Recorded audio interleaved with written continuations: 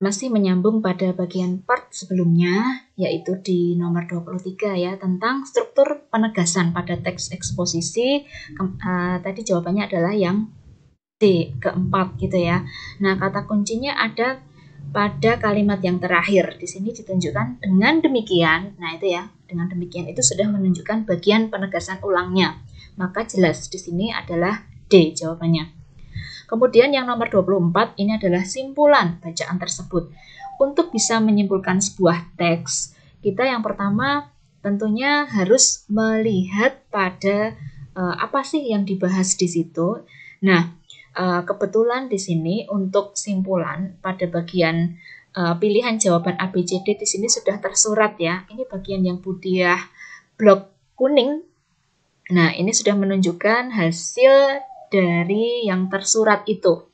Nah, dibandingkan dengan air putih biasa, air mineral merupakan sumber nutrisi yang baik dan memiliki banyak manfaat bagi kesehatan. Kemudian dipertegas lagi, dengan demikian air mineral merupakan sumber nutrisi yang memiliki banyak manfaat bagi kesehatan, itu ya. Maka di sini simpulannya adalah yang C. Kandungan air mineral lebih menyehatkan daripada air putih biasa, itu tadi ya. Nah, itu. Karena apa? Memiliki sumber nutrisi yang baik. Nah, itu. Kemudian nomor 25, gagasan utama teks tersebut. Nah, gagasan atau ide pokok. Ide pokok itu tidak selalu harus kita melihat kalimat utama yang ada di awal paragraf atau di akhir ya. Kadang-kadang ada di tengah-tengah. Nah, seperti itu. Nah, sebagai contoh yang nomor 25 ini ya, kita bisa melihat bagian yang Budiah blok kuning di sini. Aspek penting yang dibutuhkan seseorang untuk memulai bisnis adalah ilmu dan pengetahuan tentang bisnis yang akan dirintis. Maka itu yang menjadi gagasan utamanya ya. Maka aspek penting dalam mulai berbisnis. Nah, itu. Kemudian di nomor 26 ini sudah masuk ke teks puisi ya. Pertautan larik-larik puisi tersebut menceritakan, nah jelas sekali di sini sudah tersurat ya, menuai padi. Maka ini jawabannya adalah kegiatan menuai padi. Kebetulan di sini sudah tersurat ya, artinya tertulis dalam teks. Kemudian di nomor 27, kita bisa melihat dari puisi ini ya. Nah, tema petikan puisi tersebut adalah, nah ini dilihat dari judulnya dulu ya, judulnya adalah Guruku. Kemudian di sini pada larik pertama, sebuah pelita yang kau berikan padaku. Nah, pelita di sini mengandung artian bahwa cahaya yang dibawa guru, tapi dalam hal ini cahaya yang dimaksud itu adalah ilmu ya.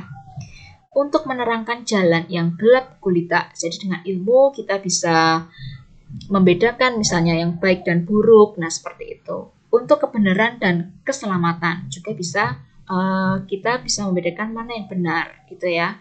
Kemudian kita bisa selamat dari hal-hal yang tidak baik misalnya seperti itu. Bisa menjadi bekal juga gitu ya.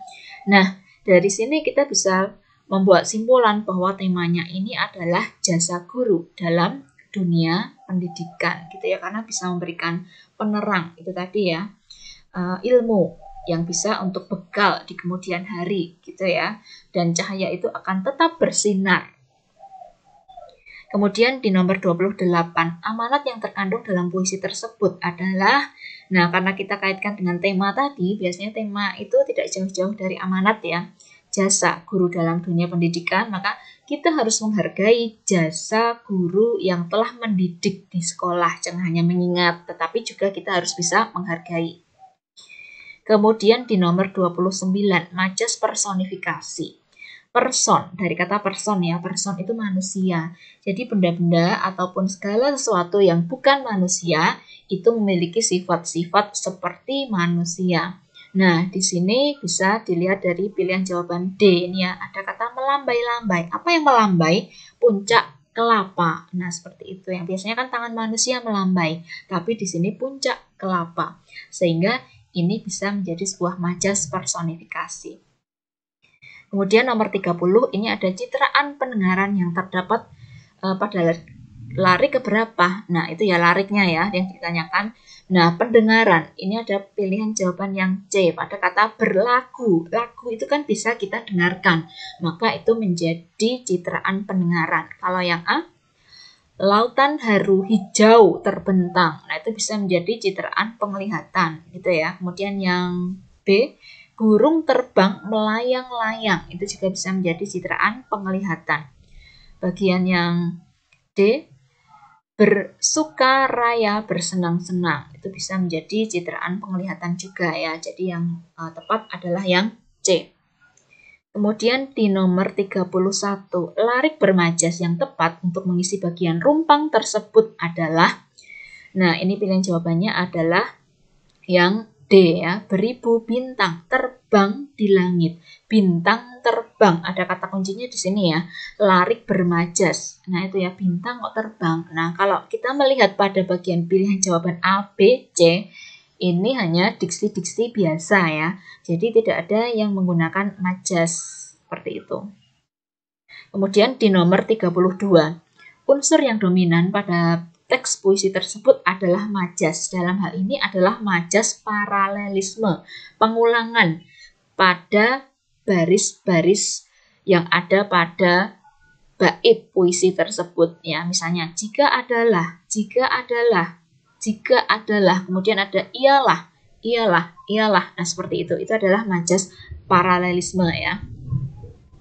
Kemudian di nomor 33, diksi yang tepat untuk mengisi larik yang rumpang itu ya. Nah, sebenarnya di sini untuk bisa mengisi diksi sudah ada kata kuncinya ya. Matahari bersinar terang. Kemudian rembulan memancar. Apa yang dipancarkan oleh rembulan? Nah, tentu saja cahaya ya. Kemudian di nomor 34. 34 di sini pernyataan yang sesuai dengan teks tersebut. Ingat bahwa pernyataan yang sesuai itu harus ada di dalam teks atau harus tertulis di dalam teks. Maka di sini manakah yang tertulis di dalam teks? Nah, ternyata jawabannya adalah yang A. Ini bisa dilihat dari yang Budiah blok kuning di sini ya. Nyatanya gletser juga berada di daerah pegunungan tinggi di dunia. Nah, seperti itu. Jadi ini bisa tertuliskan di dalam teks. Maka jawabannya yang A ya. Kemudian nomor 35, makna kata akumulasi pada teks tersebut adalah mengakumulasi itu menimbun ya. Jadi penimbunan, akumulasi itu sebuah penimbunan. Nah, seperti itu. Kemudian di nomor 36, kutipan teks eksplanasi tersebut termasuk struktur bagian. Nah, ini adalah identifikasi fenomena. Ada kata merupakan ya, adalah, merupakan. Biasanya itu kan mengidentifikasi atau mengenali fenomena-fenomena yang akan dibahas di dalam teks eksplanasi ya. Kemudian 37 sama dengan di nomor yang sebelumnya tadi ya. Jadi ketika kita mengurutkan kalimat agar menjadi sebuah teks yang padu, perhatikan kalimat mana dulu yang akan menjadi kalimat utamanya. Baru nanti kalian pilih kata-kata kunci yang sekiranya bisa menjadi penghubung antar kalimat gitu ya, sehingga jawabannya tepat. Maka ini hanya butuh ketelitian kalian ketika mengurutkan itu saja supaya bisa menjadi teks yang padu ya. Kemudian 38, konjungsi sebab akibat pada teks tersebut ini ada pada kata karena gitu ya. Cukup jelas. Kemudian 39, ringkasan yang tepat untuk teks tersebut. Ringkasan itu kita kalau ada dua paragraf seperti ini, cari ide pokok antar paragraf ya. Kemudian ide pokok itu kita gabung menjadi satu. Nah, ini bagian yang Budiah cetak merah ini adalah ide pokoknya. Kemudian dari ide pokok itu kita gabungkan menjadi satu, ketemu jawaban yang B. Seperti itu ya. Jadi mencari ringkasan itu yang pertama, kita lihat kalimat utamanya dulu. Kalau sudah tentukan ide pokok berdasarkan kalimat utama tersebut, gabungkan ide pokok itu agar bisa menjadi sebuah ringkasan yang tepat. Terakhir di nomor 40, kalimat yang bukan kalimat pasif ditandai dengan nomor 4 ya. Kalian lihat di sini, ini subjeknya diawali dengan di. Kemudian yang di nomor 2, subjek itu juga diawali dengan di. Di nomor 3 subjek itu juga diawali dengan di, tetapi di nomor 4 itu diawali dari me. Me di sini menunjukkan kalimat aktif, sehingga pilihan jawabannya yang keempat.